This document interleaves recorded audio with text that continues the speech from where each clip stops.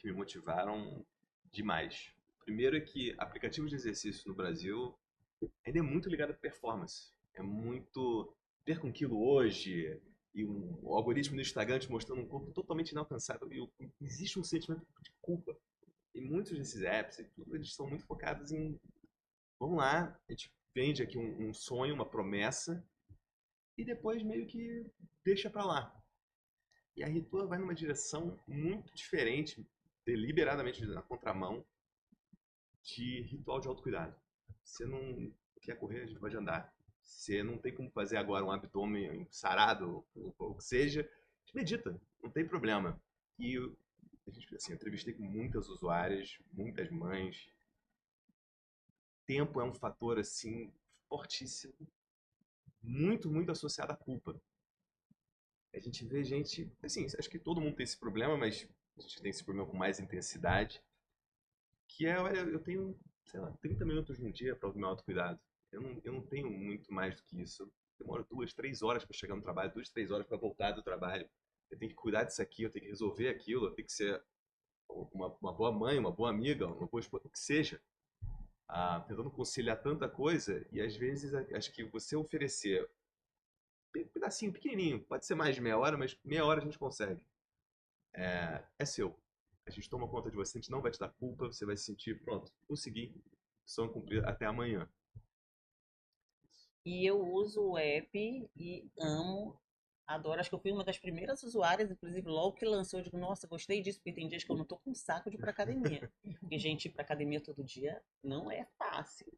Né? Aquele ambiente, aquele barulho, aquele monte de gente. Chega uma hora que tem dias que não tá afim daquilo. O que é que eu pego? Faço, pego o meu appzinho, meu celular, vou pro parque, ali com aquelas árvores e faço meu exercício. E olha, eu vou te falar uma coisa.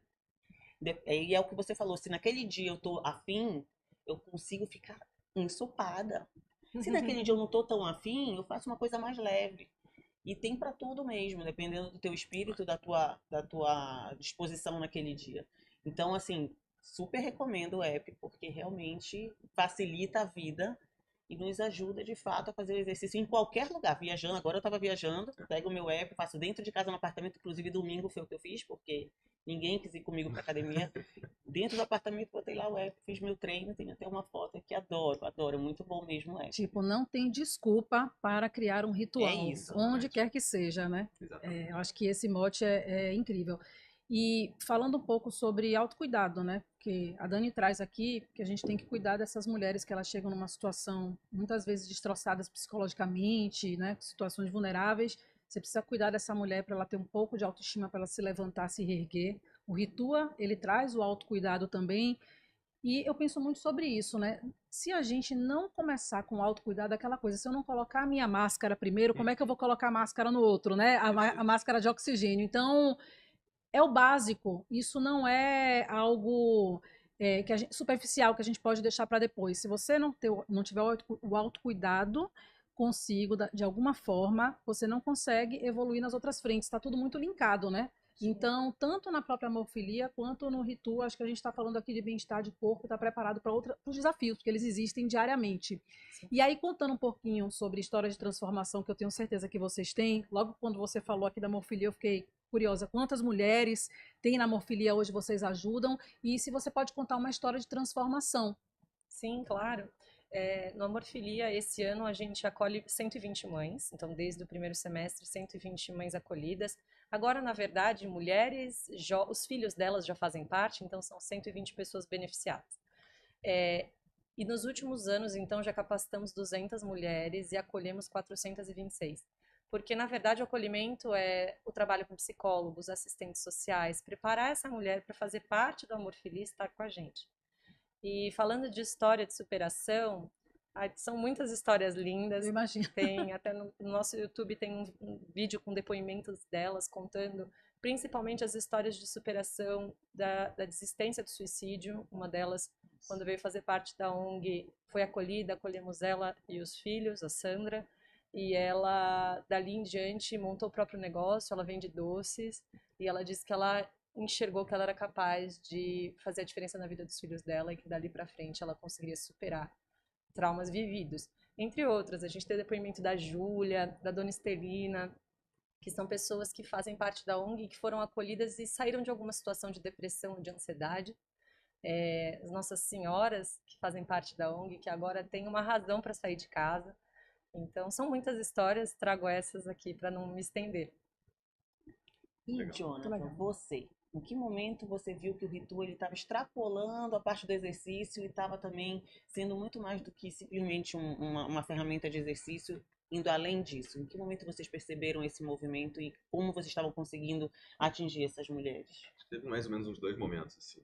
Acho que quando a gente começou a tirar esse papel, a ideia desde o começo é que seria algo mais holístico, não ser mais um app de exercício. Já tem tantos.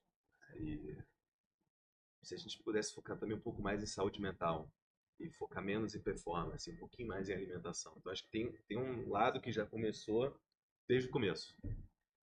Lá no, assim, as primeiras linhas de código.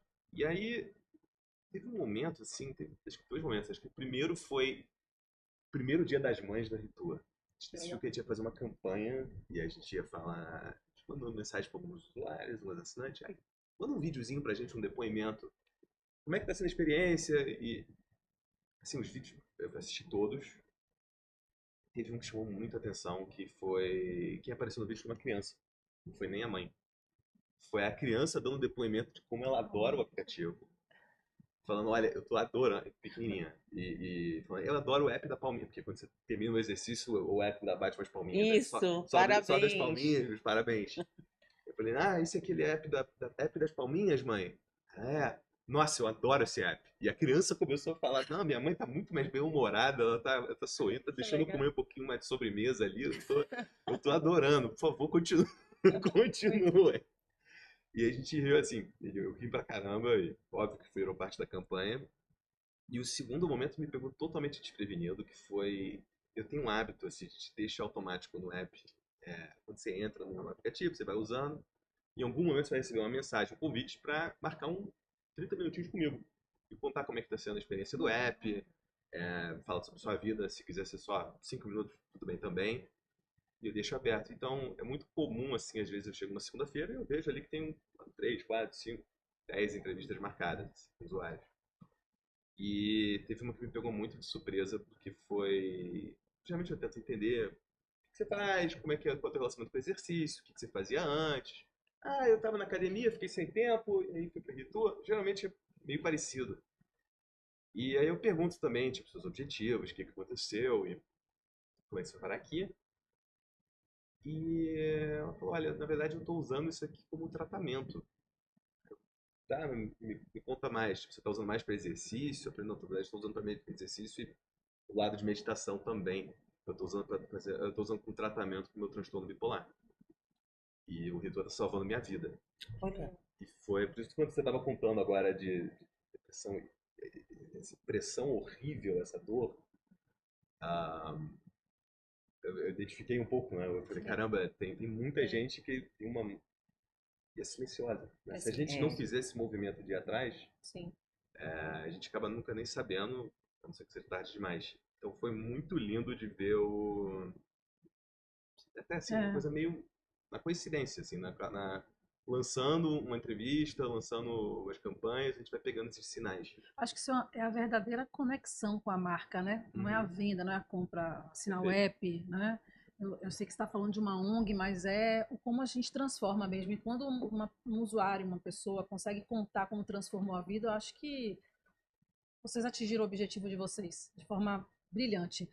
E assim, uma mulher que quando ela está muito fortalecida, ou ela está mais fortalecida, pelo que vocês contam aqui, por exemplo, uma mulher que conseguiu vender seus doces, fazer seu negócio, se reerguer, ela consegue contaminar, né, positivamente, né? Ela consegue influenciar outras pessoas ao redor para fazer isso, assim como uma criança influenciou a família, a mãe e uma pessoa que sai de uma depressão.